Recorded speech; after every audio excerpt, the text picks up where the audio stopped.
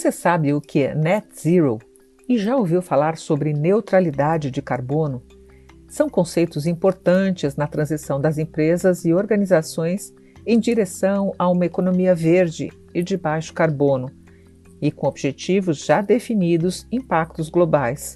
A principal meta, assinada no Acordo de Paris, na Convenção do Clima em 2015, é manter o aumento da temperatura do planeta abaixo dos 2 graus Celsius, o que garantiria um futuro com baixa emissão de carbono.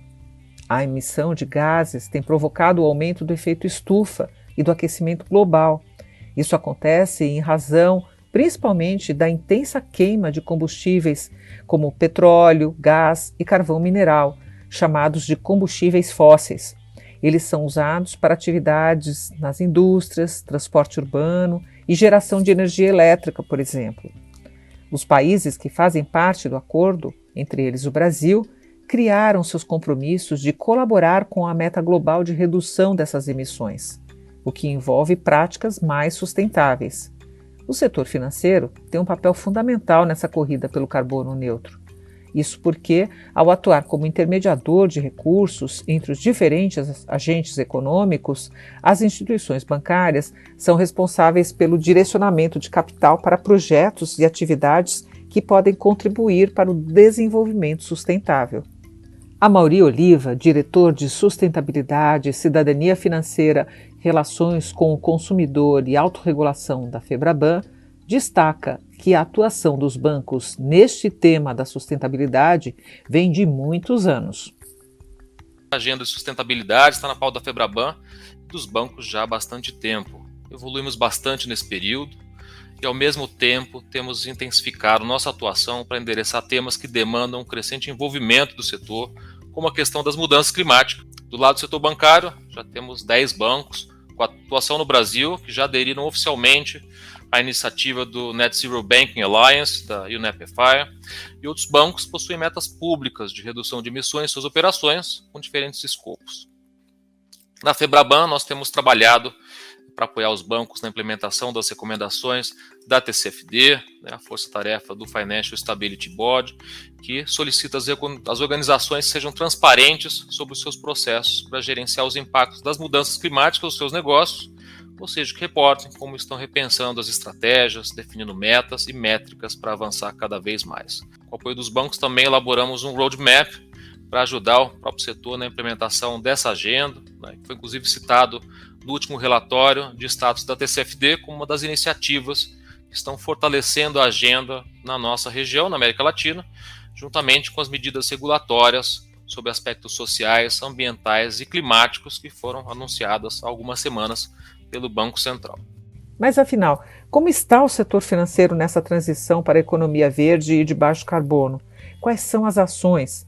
Eu sou Mona Dorf e neste podcast FEBRABAN News nós vamos entender o que representa o conceito de Net Zero e o cenário dos impactos do aumento da temperatura do planeta. Para esclarecer estas questões, estão com a gente Roberto Schaefer, professor titular de Economia da Energia na COP UFRJ, Maria Eugênia Sossa Taborda, coordenadora da UNEP-FI para América Latina e Caribe, e Guilherme Teixeira, gerente de Finanças Sustentáveis na Citalbi. Eles participaram do Café com Sustentabilidade, evento promovido pela FEBRABAN. Começando pelo professor Roberto, para nos ajudar a entender o conceito de Net Zero, ele começa falando sobre o cenário de emissão de efeito estufa no planeta. O que representa controlar a temperatura do planeta? Professor, por favor. Estamos falando em emissões anuais globais de gás de efeito estufa entre 45 e 50 bilhões de toneladas de CO2 equivalente. E quando a gente fala CO2 equivalente é porque nem tudo aí é CO2. Quer dizer, também tem outros gases de efeito estufa, metano, né? Você tem N2O, gases importantes na agricultura, em particular na agricultura brasileira. E no caso do CO2, estamos falando em emissões anuais globais aí entre 40 e 45 bilhões de toneladas de CO2. Por que isso é importante? Que no fundo, controlar a temperatura do planeta é não exceder um orçamento de carbono remanescente que a gente ainda tem. Tá? E diferentes estudos, diferentes métricas falam que a gente tem um orçamento de carbono remanescente entre 400 e 600 bilhões de toneladas de CO2. Se você quiser estabilizar a temperatura do planeta em 1,5 grau mais quente do que era na era pré-industrial, ou se você aceita estabilizar em 2 graus mais quente.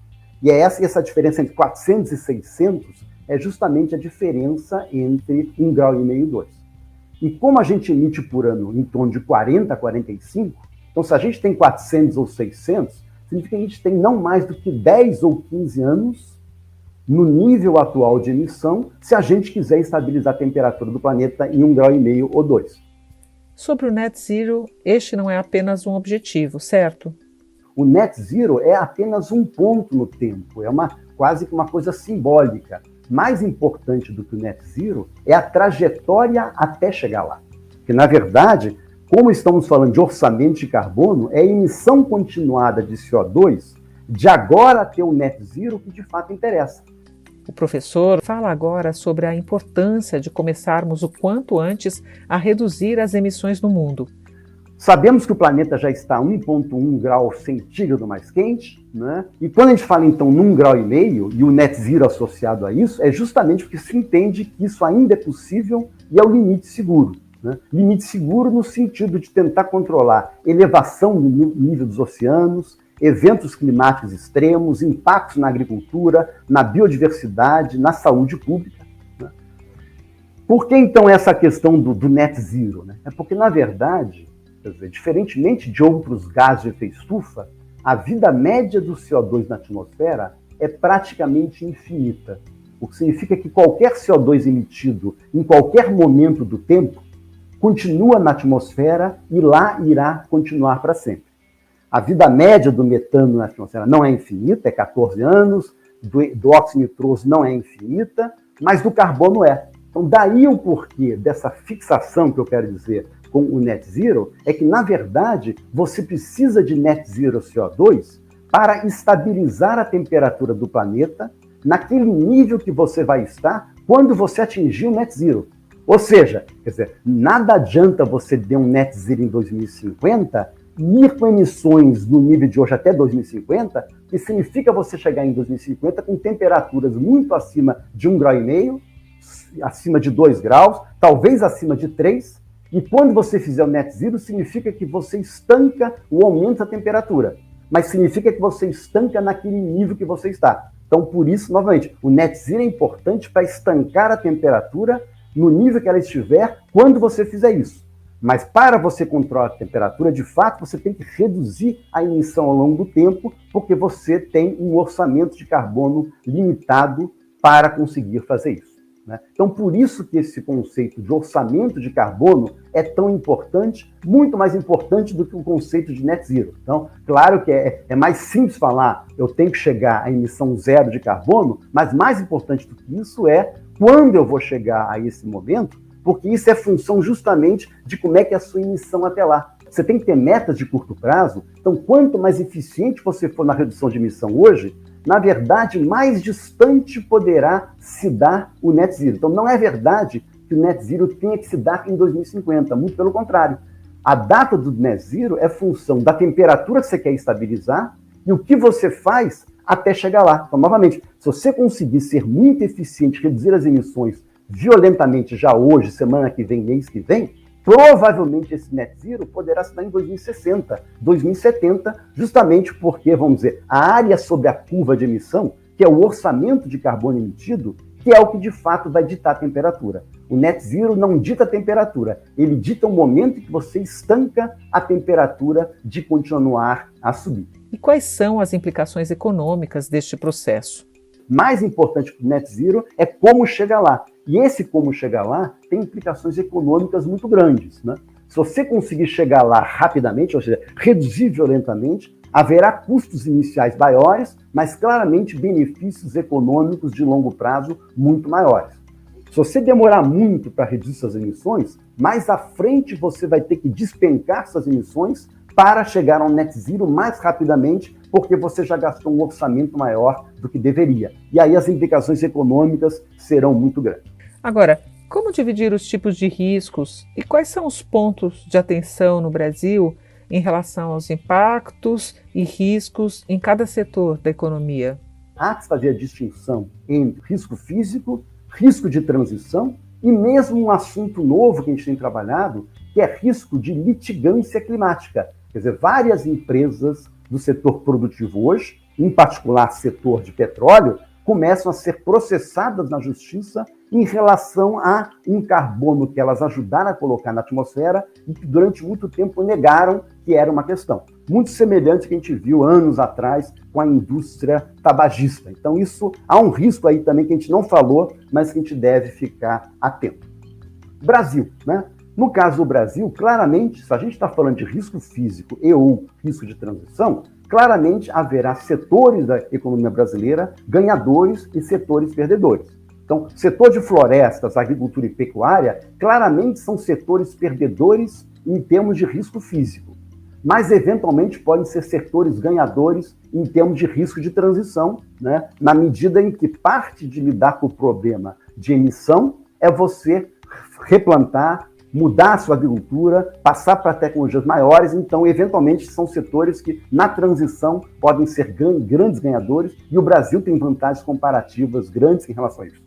Biocombustíveis, claramente um setor perdedor em termos de risco físico, né? A agricultura, e como tal os biocombustíveis, é vulnerável à mudança climática, temperaturas maiores levam a uma agricultura menos produtiva, então vai levar a biocombustíveis mais caros, mas, por outro lado, uma das melhores maneiras de você descarbonizar alguns setores de difícil descarbonização, como, por exemplo, aviação, como, por exemplo, navegação, e mesmo veículos muito pesados, caminhões de longa distância, é o biocombustível. Então, claramente, o biocombustível é um ganhador em termos de risco de transição, porque é um setor que deve crescer em importância. Setor elétrico, claramente um setor ganhador. Do ponto de vista de risco físico, energia eólica e solar são relativamente imunes à mudança do clima, inclusive o setor eólico deve passar a ter ventos de melhor qualidade. Então, do ponto de vista de risco físico, é um ganhador, e no risco de transição são setores que crescerão muito em importância na medida em que a melhor maneira de você descarbonizar uma economia é tentar justamente tirar o carbono de onde você consegue, que é o setor de transportes, que é o setor elétrico. Então, de fato, o setor transporte será muito eletrificado e tudo que puder será elétrico. Então, como tal, energia eólica, solar serão grandes ganhadores. O grande perdedor nessa história é o setor de combustíveis fósseis. Carvão, óleo e gás serão afetados levemente pelo risco físico, mas muito afetados negativamente pelo risco de transição. Mas há uma pequena oportunidade aí para o setor petróleo, né, de ele investir mais na petroquímica, se tornando importante, ou mais importante na petroquímica, a possibilidade de algumas instalações de refino de petróleo se adaptarem para coprocessamento de biomassa, já que a biomassa, o biocombustível, vai crescer em importância, e o próprio poder econômico, tecnológico, de infraestrutura do setor petróleo pode, em parte, ser adaptado para facilitar uma transição para o baixo carbono. Eu convido agora a Maria Eugênia Sossa Taborda para falar sobre o programa global Net Zero Banking Alliance, liderado pela UNEP-FI, iniciativa financeira do Programa das Nações Unidas para o Meio Ambiente. Trata-se de um acordo mundial para mobilizar recursos para a transição para uma economia global com emissões líquidas zero de gases de efeito estufa, alinhado ao Acordo de Paris. 10 bancos com atuação no Brasil já aderiram a essa iniciativa, comprometendo-se a neutralizar as emissões até 2050. O que esta iniciativa representa para o setor financeiro? O que é a Banking Alliance? É o compromisso que daqui 18 meses cada instituição vai ter uma meta para os setores que são altamente carbono intensivos. E em 36 meses, para aqueles setores que ainda faltantes. Então, a gente precisa enxergar qual é o pathway para esses setores em emissões absolutas e em emissões setoriais. Então, o protocolo do Banking Alliance vai dando essas diretrizes do que é aceitável e do que não é aceitável quando a gente falar das metas net zero, e aí é um exemplo. Quando a gente começou a falar de net zero, acho que uma das primeiras perguntas que eu tinha, né, que eu recebia dos bancos era, mas dos bancos, ou, né, de instituições financeiras como um todo, como a minha instituição vai fazer um compromisso para 2050, né? Estamos aqui daqui 30 anos, né, daqui 28 anos. E realmente é desafiador. Então, o que a gente está falando aqui não é um business as usual, a gente está falando de um turning point que a gente precisa na nossa economia e que a gente precisa no nosso setor financeiro, e eu entendo a dificuldade de colocar isso na prática e tomar as decisões. Mas, por outro lado, eu gosto de lembrar que as coisas estão se movendo muito rápido. E, às vezes, a gente vê, né, coisas na Europa, mas eu diria que está chegando com muita velocidade também na América Latina. Então, quando a gente vê Estados Unidos, né, fazendo o seu plano de infraestrutura com resiliência climática, falando que vai rever sua regulação financeira com as questões climáticas. Na Europa, com vários pledges e políticas, né, net zero, a taxonomia da União Europeia vai ser uma quebra de paradigma, porque a gente sim vai ter mais informação à disposição, né, sobre isso. Isso impacta diretamente bancos, mas também impacta muito investidores. Então, isso vem numa velocidade que acho que a gente nunca viu antes, e a gente vê também as tecnologias, né, cada vez numa crescente, os disclosures também mais crescentes. Então, para a gente lembrar que a gente está falando de 2050, mas que as coisas daqui 5 anos vão ser muito diferentes do que a gente tem hoje, e que os bancos, os seguros, os investidores têm que enxergar o net zero como uma jornada. Então, gente, isso está acontecendo. A pergunta que a gente tem para as instituições financeiras é como é que a gente adapta, como é que a gente mitiga risco físico e como é que isso impacta, no final das contas, o portfólio. Agora, claro, falta metodologia, falta dado, e o desafio está para todo mundo. Então, quando a gente vê a Glasgow Financial Net Zero Alliance sendo lançada em abril de 2020 com Mark Carney, a gente vê esse empurrão para o setor financeiro de que sim precisa se comprometer, que sim precisa olhar a questão dos cenários climáticos, porque isso afeta risco não só para o negócio, mas também para o nosso planeta. E a gente tem hoje 300 instituições na Glasgow Initiative. E aí, no guarda-chuva, né? Como guarda-chuva, você tem embaixo o Banking Alliance, Insurance Alliance, Asset Owners, Asset Managers, cada um na sua perspectiva, tendo que, né, tá alinhados com o Race to Zero. Ninguém que está nessa iniciativa é só com, né, bonito, assinei, acabou. Não, existe um compromisso de colaborar entre diferentes setores dos setores financeiros, olhar o Science-Based Targets, olhar metas intermediárias, tá? E o primeiro foco é 2030, e ter parâmetros e critérios que têm credibilidade para essas metas net zero. Como fazer para atingir todas as fases? E os bancos também vão ter que revisar as suas metas a cada 5 anos. Ninguém está falando que vai botar uma meta 2050 e sentar. A gente está falando que as metas intermediárias, elas vão ser fundamentais. Medir as suas emissões de carbono, seja PCAF, seja por pacta, também faz parte do processo. Mas mais do que isso, conseguir fazer os cenários e integrar isso tanto do lado de riscos quanto do lado de oportunidades. Sabemos que cada área dentro do setor financeiro tem um estágio nessa discussão sobre mudanças climáticas. Como estão as discussões em cada uma delas? Rapidamente, eu vou tentar falar um pouquinho de cada indústria e o que vem acontecendo em cada indústria. No lado de investidores, especialmente dos asset owners, é a aliança mais antiga quando a gente vê o net zero, tá? Então, hoje são 56 investidores. Eles têm que fazer metas a cada 5 anos. Então, novamente, a meta é 2050, mas a cada 5 anos você vai rever a sua meta conforme a tecnologia, conforme a metodologia, conforme isso avance. E eles lançaram essa semana um relatório de progresso daqueles investidores. E é muito legal a gente ver que a gente tem 29 membros que dizem que vão reduzir as suas emissões de 25% a 30% até 2025. Então é legal a gente já ver essas metas claras. E o que os asset owners estão falando? Eles lançaram seu protocolo, então tem, né, como fazer isso, e os tipos de metas, elas podem ser por portfólio, por classes de ativo, por setores investidos, de engagement e de climate solutions. Então, a gente vê, né, e aí acho que é a iniciativa mais antiga, a rápida evolução, onde as asset owners colaboram e buscam desenvolver essas metodologias, critérios que dão esses parâmetros.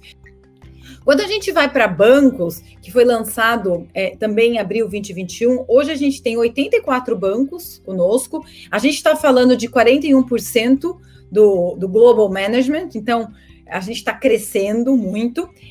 Aqui na América Latina, a gente também está com um grupo grande. 7 dos 10 grandes bancos da nossa região estão na iniciativa. E eu queria chamar atenção para bancos americanos, tá? A gente hoje está com Bank of America, Citi, JP Morgan, Morgan Stanley, Goldman Sachs, Wells Fargo. Ou seja, a gente está falando dos grandes que também estão se comprometendo. E aí, novamente, ninguém vai sair com a meta hoje. Então, sem dúvida nenhuma, a gente não está falando que todo mundo que tem iniciativa já é net zero. O que a gente está falando é que há um compromisso de avançar nessa agenda e conseguir, em colaboração com os players, sejam locais ou sejam globais, realmente fazer esse pathway que é o que a gente precisa. E, por último, falar de seguros, é o mais recente, onde a gente temos apenas 8 membros fundadores e agora a gente está na busca de novos membros nas regiões. É desafiador, porque a gente não tem, assim como a gente tem o protocolo do PICAF, a gente não tem esse protocolo para o lado de seguros, então existe um compromisso que em 18 meses ter esse protocolo, de como as seguradoras podem olhar as suas carteiras, medir os seus impactos e, a partir disso, poder fazer as suas metas. Foi feita uma parceria com o PICAF também para poder desenvolver esses modelos. As metas também são a cada 5 anos e os reportes também são anuais. E a gente está produzindo uma série de papers que dê robustez do que significa Net Zero para as seguradoras, que, como eu falei, é o mais recente. Enfim, aqui eu dei um geral nas 3 iniciativas. Eu acho que tem um convite para que as instituições brasileiras façam adesão.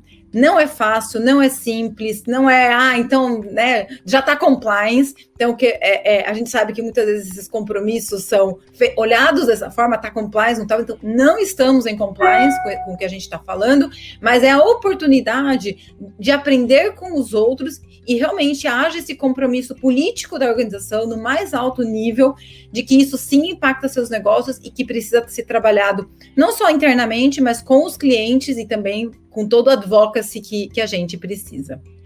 Vamos falar agora da força-tarefa sobre divulgações financeiras relacionadas ao clima. É outra referência mundial sobre divulgação de informações financeiras associadas às mudanças climáticas. Essa iniciativa tem também a adesão formal da FEBRABAN. O Guilherme Teixeira, da Citaui, consultoria parceira da FEBRABAN no apoio ao setor bancário para implementar essas recomendações, fala sobre esse conceito e como ele deve ser visto pelos bancos. Guilherme, por favor. A TCFD acaba sendo muito um exercício de tentar retirar algumas nuvens, né, no seu horizonte, para você perceber como o clima pode estar impactando seus resultados financeiros e, no caso dos bancos, pode estar impactando sua carteira. Então, é muito difícil você querer olhar para um horizonte de médio ou longo prazo quando você tem desafios, né, de volatilidade ali em curto prazo, quando você tem poucas informações ou informações de não tão boa qualidade ou não tão padronizadas sobre as empresas, sobre os clientes que recebem esses recursos, né? Então, são alguns desafios aqui da agenda de sustentabilidade de um país emergente como o Brasil e também desafios da agenda de riscos, né? De gestão de riscos, mesmo quando a gente não fala de sustentabilidade. Para superar isso, ficou muito claro ali, lá em 2018, quando a gente iniciou esse trabalho, que era importante que a TCFD ela fosse vista não apenas como um novo framework, não apenas como uma nova referência de disclosure, de transparência, de reporte, né? Porque dessa forma ela correria o risco de cair num escanteio, né, de ficar num canto onde alguns reportes ficam, alguns princípios e padrões de reporte de sustentabilidade acabam ficando. Então, para a gente conseguir incorporar isso de maneira central na gestão de riscos das instituições e na estratégia das instituições financeiras, das instituições bancárias, ficou muito claro ali, quando a gente estava discutindo Cital e Febraban, os 10 bancos no GT, que era importante ver a TCFD muito mais como um framework de gestão, de orientação sobre boas práticas de gestão de riscos climáticos e de oportunidades climáticas. Sobre os desafios, um dos citados por Guilherme é justamente o Net Zero. Um dos desafios que é muito claro é a agenda de Net Zero, que vem cada vez mais forte. Mas para uma agenda de Net Zero, para compromissos relacionados ao Net Zero, é necessário mensurar. Antes de você ter um compromisso, é necessário você entender onde está de fato a sua pegada de carbono.